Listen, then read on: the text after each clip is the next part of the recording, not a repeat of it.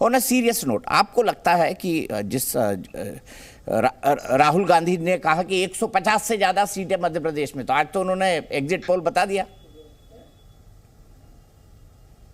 देखिए दीपक जी, सच ये है कि राहुल गांधी जी जब चुनाव प्रचार का समय था, 5 महत्वपूर्ण राज्यों में चुनाव चल रहा था, तो ऐसे में वो 3 दिन के लिए केदारनाथ दर्शन करने चले गए। ये यूं ही नहीं चले गए, इसके 2 संदेश हैं।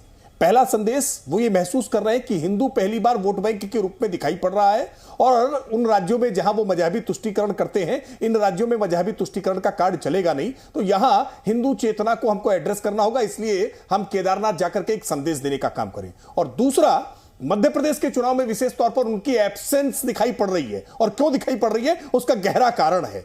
प्रधानमंत्री मोदी जी की 15 रैलियां हो रही हैं, वहीं राहुल गांधी अब तक कुल मुश्किल 3 या 4 बार गए हैं। और क्यों कम गए हैं? क्योंकि कमलनाथ जी ने हाथ जोड़ करके आग्रह किया कि राहुल जी कृपया करके आप मध्य प्रदेश मत आइए, क्योंकि जब जब मध्य प्रदेश आते हैं बेड़ा गर्क करके चले जाते हैं। मध्य प्रदेश वो जब पहली 2 रैलियों में आए तो दीपक जी आपने देखा होगा कि कैसे उन्होंने पिछड़ा राग अलापने का काम किया, कैसे बैठ करके केंद्र में 90 सचिव हैं, उनमें से 3 केवल ओबीसी हैं, इस तरह का राग गा करके भाजपा पर हमला करने का प्रयास किया। लेकिन उन्हें भौगोलिक और सामाजिक परिस्थितियों का ज्ञान नहीं था कि मध्य प्रदेश में कांग्रेस की लंबे समय तक सरकारें रही हैं, लेकिन लंबे समय तक रही सरकारों में कांग्रेस ने कभी भी ओबीसी को मुख्यमंत्री नहीं बनाया, जबकि भारतीय जनता पार्टी ने पिछले 18 वर्षों में लगातार ओबीसी मुख्यमंत्रियों की एक हैट्रिक लगाने का काम किया है। चाहे वो बाबूलाल गौर जी हो, साध्वी उमा भारती जी हो, या शिवराज सिंह चौहान जी हो, ये तीनों ही मुख्यमंत्री ओबीसी बैकग्राउंड के हैं, ओबीसी बैकवर्ड जाति से आते हैं।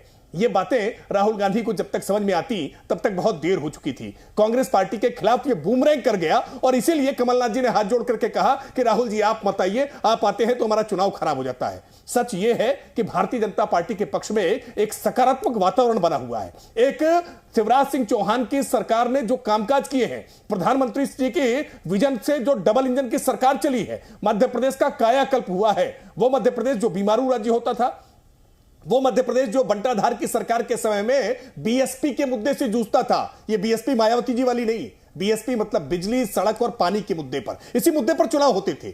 जहां 44,000 किलोमीटर केवल सड़कें थी दिग्विजय सिंह के शासनकाल में, आज वहां 5 लाख किलोमीटर से ज्यादा सड़कें उस मध्य प्रदेश में हैं। वो मध्य प्रदेश जहां पर केवल 7 लाख हेक्टेयर सिंचित भूमि हुआ करती थी, मध्य प्रदेश सूखे का शिकार होता था, आज 47 लाख हेक्टेयर सिंचित भूमि है, किसान सशक्त हुए हैं। और 10 लाख हेक्टेयर के लिए अभी केन बेतवा लिंक पर प्रधानमंत्री जी उसका शिलान्यास करके आए हैं। देखिए सच ये है कि आज प्रधानमंत्री जी के विजन के कारण ही मध्य प्रदेश बिजली में सरप्लस स्टेट हो गया है। आज दिल्ली के मेट्रो जो चल रही है उसमें भी मध्य प्रदेश की बिजली जा रही है। यानी वो मध्य प्रदेश जो बीमारू था, वो मध्य प्रदेश जहां का 27,000 करोड़ रुपए का कुल बजट हुआ करता था, और आज मध्य प्रदेश का बजट 3,13,000 करोड़ से ज्यादा का बजट है। वो मध्य प्रदेश आज इन्वेस्टमेंट अपने पास लेकर के आ रहा है, आज इन्वेस्टर सबमिट हो रहे हैं मध्य प्रदेश में। मध्य प्रदेश आज शकल बदल गई है। इंदौर आज देश का सबसे स्वच्छ शहर दिखाई पड़ रहा है। यानी मध्य प्रदेश की जो सूरत बदली है, ये सूरत आज डबल इंजन की सरकार की वजह से बदली है, और इसीलिए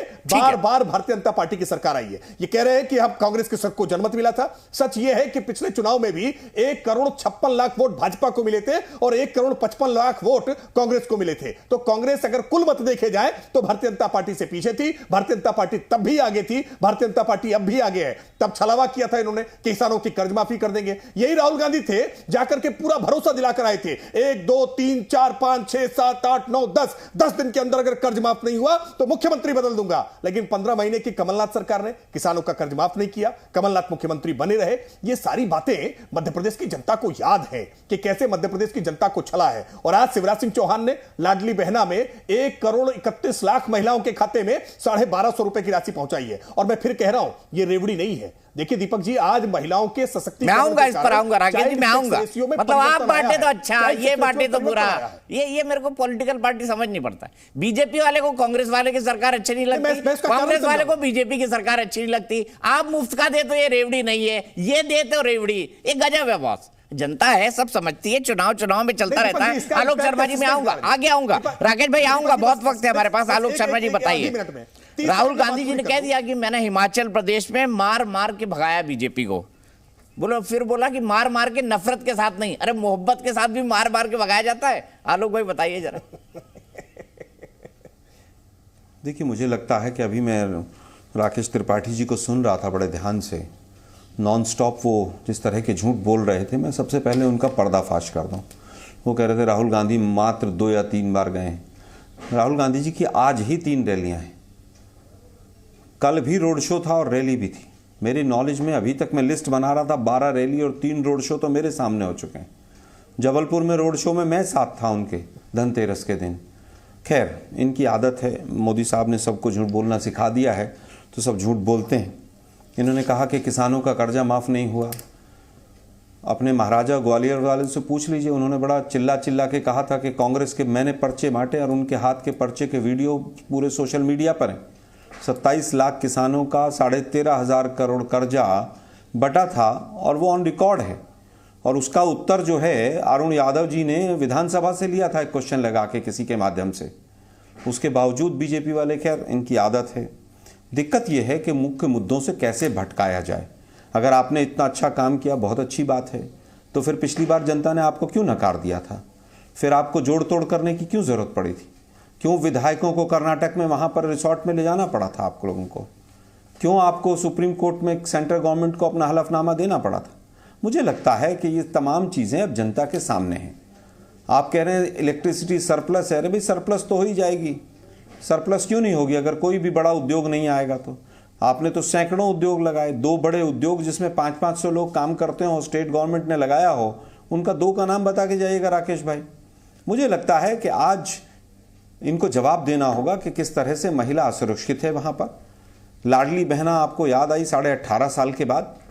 लाडली बहना को आपने अगर 1,250 रुपये अकाउंट में पैसे देने शुरू किए, उसमें भी टर्म्स एंड कंडीशंस अप्लाई कर दिया। इतनी एज होनी चाहिए, 5 एकड़ जमीन नहीं होना चाहिए, फलाना नहीं होना चाहिए, ऐसा नहीं होना चाहिए। और उसके साथ साथ वृद्धावस्था पेंशन रुक गई, बच्चों की स्कॉलरशिप आपने रोक दी। 6 साल से मध्य प्रदेश सिविल सर्विसेज का जो बोर्ड है उसमें एक भी रिक्रूटमेंट नहीं है दीपक भाई, नॉट ए सिंगल वन। 5 साल से 200 से ज्यादा नर्सिंग कॉलेजेस में एग्जाम नहीं हुआ है। इतनी बुरी हालत है। मैं तो ग्राउंड पे रहा हूं, जनता कह रही है बिल्कुल हटाना है इनको हर हाल से। डबल इंजन की सरकार की जो बात करते हैं, मोदी जी कह ही नहीं रहे एक बार भी कि शिवराज जी को हम मुख्यमंत्री बनाएंगे। अरे भाई, इतना अच्छा काम उन्होंने किया तो उनको मुख्यमंत्री के तौर पर प्रोजेक्ट क्यों नहीं कर रहे हैं आप लोग? 6-6 फोटो लगाकर क्यों आप चल रहे हैं? आपका मुख्यमंत्री का कैंडिडेट नहीं, आपको केंद्रीय मंत्री और सांसद क्यों उतारने पड़ रहे हैं आपको वहां पर? क्योंकि आपने वहां पर 18 साढ़े 18 वर्षों तक कोई काम नहीं किया है। और जिस तरह से लूट मचाई है, 250 से ज्यादा गबन है। ये व्यापम घोटाले वाले भी किस मुंह से जाकर वोट मांगते हैं? मतलब कितनी निर्लज्जता है बीजेपी के अंदर। मतलब 5 दर्जन से ज्यादा लोग व्यापम में घोटाले में मर गए या मार दिए गए, और तमाम लोग जेल में चले गए, लाखों बच्चों का भविष्य खत्म हो गया, और उसके बाद ये कहते हैं कि हमें वोट दे दो, हमने बहुत काम किया। मुझे लगता है कि मैं मध्य प्रदेश में जो एसेंस देखकर आया हूं, 150 के पार जाएंगे। और मोदी साहब की जो भाषा की बौखलाहट है, वो पूरी तरह से पूरे देश को समझ आ रही है कि वो बुरी तरह से हार रहे हैं। डबल इंजन की गाड़ी चल रही है, लेकिन ड्राइवर को उतार के नीचे बैठा दिया है। पूरी तरह से भाजपा डिरेल हो चुकी है वहां पर, और जनता डिरेल कर रही है उनको। ठीक है, जनता डिरेल कर रही है। वो रहा कि